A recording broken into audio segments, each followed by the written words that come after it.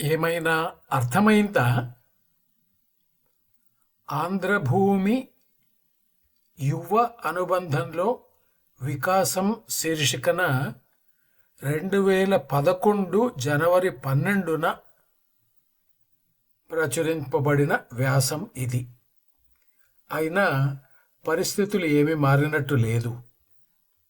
ఏమైనా అర్థమైందా? ప్రమదానేకపగండభిత్తి కషణాభగ్నస్రవచ్చందనద్రుమము అనే పద్యం ఎవరికైనా గుర్తుందా? ఉప్పు కప్పు రంబు లేదా చెప్పులోని రాయి అనే పద్యాలు సులభంగా గుర్తుంటాయి కదా. ఇంగ్లీష్లో సింపుల్ సైమన్ అని చిన్నపిల్లల పద్యం ఒకటి ఉంది. ఈ సైమన్ సింపుల్ మనిషి. ఏం అమ్ముతున్నావు అని బిస్కెట్ల అబ్బాయిని అడిగాడు. ఆ గడుసు అబ్బాయి డబ్బు చూపించు అన్నాడు. నా దగ్గర లేవన్నాడు మన సింపుల్ సైమన్. తర్వాత ఏమైందో నేను చెప్పనవసరం లేదనుకుంటా.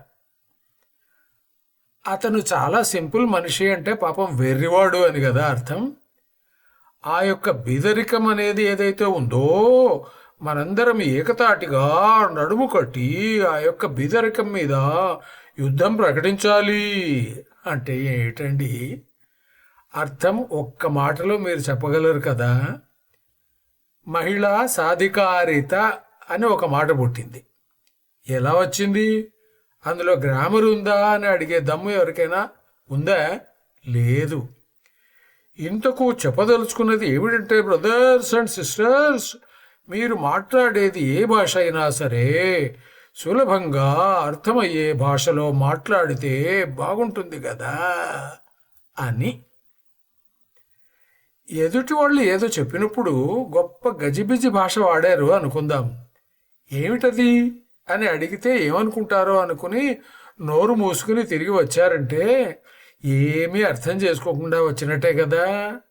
అందుకే అంటే ఏమిటి అని సింపుల్గా అడగండి. వాళ్ళు సింపుల్గా చెబితే అంతా సింపుల్గా ముగుస్తుంది. తెలివిగల వారు తమ తెలివిని ప్రదర్శించేందుకు గొప్ప నాటకాలు ఆడతారు. మనం బుర్ర ఊపి వచ్చేస్తే ఈ జన్మలో మనం తెలివిగల వాళ్ళం కాలేము. మనం తెలివిగల వాళ్ళమైన తరువాత మరింత మందిని మన దారిలో నడిపించే పద్ధతి పాటిస్తే మంచిది. ప్రశ్న అడిగితే మూర్ఖులు అనుకుంటారేమోనన్న అనుమానం పనికిరాదు. చాలా సందర్భాల్లో చాలా చిన్న ప్రశ్నలు గొప్ప సమాధానాలను, సమాచారాన్ని బయటికి లాగి తీస్తాయి. గొప్ప ఆలోచనలు అన్నీ చిన్న మాటలలోనే వెలువడతాయి. ఒక ప్రశ్న, ఆఫీసు ఎలాగుంది?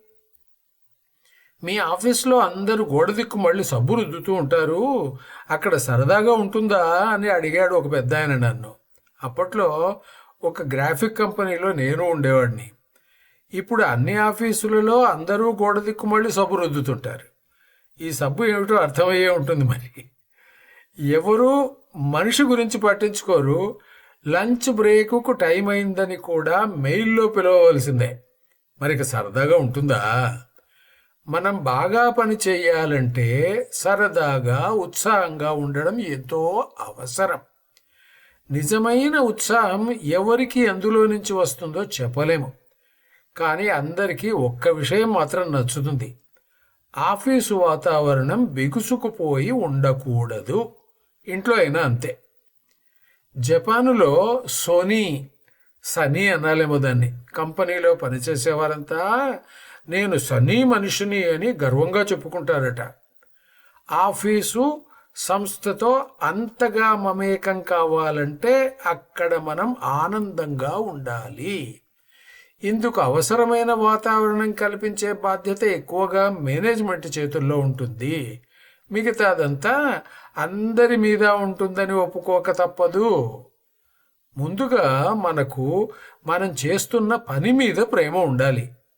మనం మేనేజర్ అయినా, అందరికన్నా తక్కువ నిర్ణయాధికారం గల మరో ఉద్యోగి అయినా ఈ ప్రేమ అవసరం.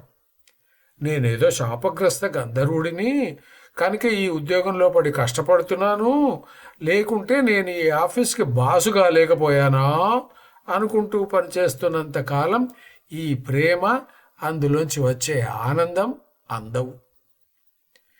చేసే ఉద్యోగం నచ్చకపోతే ఉద్యోగం మార్చు అని ఒక మాట ఉందనుకోండి, కానీ అది అంత సులభం కాదు. కనుక ఆ తరువాతి మాటను కూడా మనం గమనించాలి. ఉద్యోగం మార్చడం వీలుగాకపోతే ఆ ఉద్యోగం పట్ల నీ అభిప్రాయం మార్చు అన్నది ఆ సూక్తి. కష్టపడి పని చేస్తే సుఖం లేదు, ఇష్టపడి పని చేయడంలో ఆనందం ఉంది. సరే, నేను ఇష్టంగానే పని చేస్తున్నాను, కానీ ఆ ఆఫీసు వాతావరణం ఎట్లా ఉంటుందో తెలుసా అని తరువాతి డైలాగ్ వస్తుంది.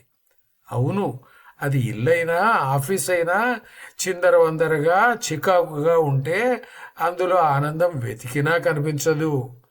భలే బాగుంది అని, లేక బాగానే ఉంది అనో అనుకోగలిగే వాతావరణం ఉండాలి. అందులో కొంత కృషి మనము చేయవలసి ఉంటుంది.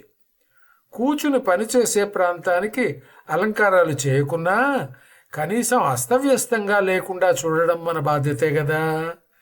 మనం నీట్గా అన్ని కాగితాలు, మిగతా వస్తువులు అమర్చుకుంటే అది పక్కవారికి కూడా ఒక సందేశాన్ని ఇస్తుంది. అందరూ నీట్గా ఉన్నారంటే ఇక మానసిక విషయాల వైపు దృష్టి మళ్ళుతుంది. మన ఆఫీసులో అందరూ ఒకరితో ఒకరు మాట్లాడుకునే అవకాశం ఉందా? ఏ ఆఫీసులోనైనా మన భావాలను పదుగురితో పంచుకునే వాతావరణం ఉంటే బాగా పని జరుగుతుంది. కానీ ఇక్కడ ఒక చిక్కుంది. ఎవరితో ఎప్పుడు దేని గురించి మాట్లాడవచ్చు అనే ప్రశ్నకు సరైన జవాబు ఎవరికి వారే అర్థం చేసుకోవాలి. అప్పుడో ఇప్పుడో తప్పించి ఎప్పుడూ సరదాగా కబుర్లు చెబుతుంటే పని జరగదు. అధికారులతో మాట్లాడడానికి ఒక పద్ధతి ఉంది, వారితోనూ సరదాగా మాట్లాడడానికి సందర్భాలుంటాయి. మీరు అలాంటి పని సరైన సమయంలో చేయగలిగితే బాసు మిమ్మల్ని ఇష్టపడతారు. మీరే బాస్ అయితే తప్పకుండా ఆ వ్యక్తిని ఇష్టపడతారు. మీరు బాసు, చిన్న బాసు అయితే, లేక చివరి మనిషే అయినా మరొకరికి పని చెప్పి చేయించవలసి వచ్చినప్పుడు మాట్లాడవలసిన తీరు మరో రకంగా ఉంటుంది. అందరికీ వర్తించే సూత్రం ఒకటి ఉంది. కోపాలు, అరుపులు ఏమాత్రం పనికిరావు. అరవకుండానే కోపం వచ్చిందని సూచించడం ఒక కళ. అది ఎలా కుదురుతుంది? అందరూ తలకెక్కి కూర్చుంటారు అని చాలామంది ప్రశ్నిస్తారు. ఇది అనుభవం మీద వాళ్ళు కూడా ఈ సత్రాన్ని అంగీకరించడానికి దారి తీస్తుంది. ఇక తోటి వారితో మాట్లాడడంలో మరిన్ని చిక్కులున్నాయి.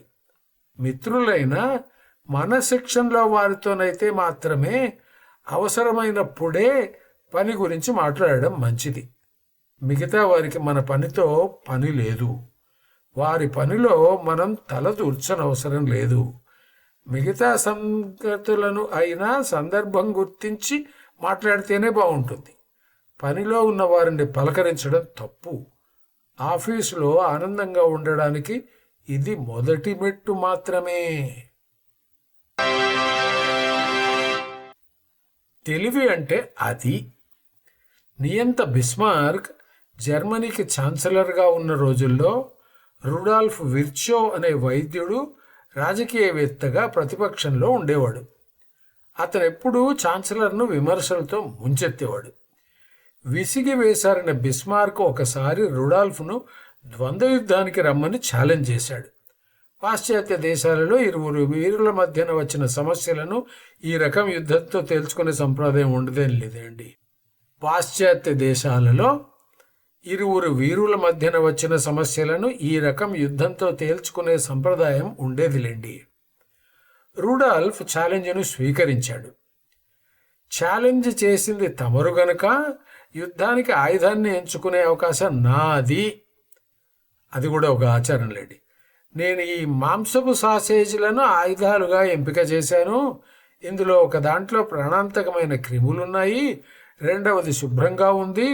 ఛాన్సలర్ గారు దయతో ఒకటి తీసుకుని తింటే రెండవది నేను తింటాను అన్నాడు అతను. బిస్మార్క్ ద్వంద్వ యుద్ధం నుంచి విరమించుకున్నాడని వేరే చెప్పాలా? మాట బలం. ఇప్పుడు ఒక ఖడ్గమృగం ఇక్కడికి వస్తే ఇక్కడ అన్నిటికన్నా బలం గల ప్రాణి అదే అవుతుంది. అయినా నేను మాత్రం లేచి తనకు ఇది నీ చోటు కాదని చెప్పగలను అన్నారు జీకే చెస్టర్టన్. మనుషులకు గొప్పతనం నేర్పించడం నాయకుని పని కాదు, గొప్పతనం వారిలో మొదటి నుంచి ఉంది, దాన్ని నాయకుడు బయటకు తేవాలి అన్నారు హెన్రీ కిస్సింజర్. తనకన్నా కిందనున్న వారి ఆలోచనలు అభిప్రాయాలను వినగలిగిన వారికి సరైన సమాచారం అందుతుంది, చెడుపును కూడా వినగలిగిన వారికి అసలు సమాచారం అందుతుంది అని ఎల్బి బెల్కర్ చెప్పారు. నీకు మరొకరి వెంట నడవడం ఎలాగో తెలిస్తేనే నువ్వు ముందు నడిచి అందరినీ వెంట రమ్మనగలవు.